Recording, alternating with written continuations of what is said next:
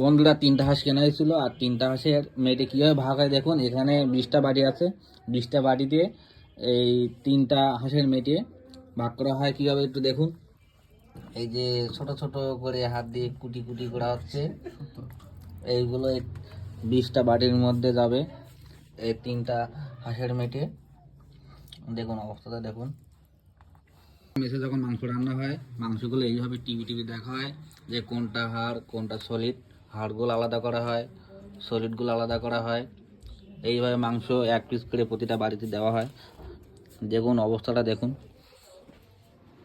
মানে মাংসগুলো টিপতে টিপতে মাংস একদম মানে আর চামড়াগুলো কই বন্ধু? চামড়া হচ্ছে এই ভিতরে আছে এখনো। হ্যাঁ, এখনো চামড়াগুলো এখনো বাছা হবে। বাছার পরে 1 পিস করে চামড়া প্রতিটা বাটিতে এইভাবে দেওয়া হবে।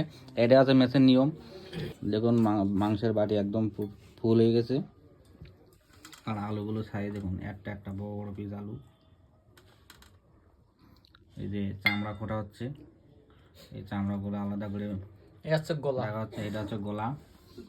সবার 1 পিস করে যে কটা বাটি সেই কটা গোলা কাটা হয়েছে, পিস করা হয়েছে। মানে যারা মেসে থাকেন তারাই শুধু বুঝবেন, জানবেন যে মেসে কিভাবে মাংস ভাগ করা হয়।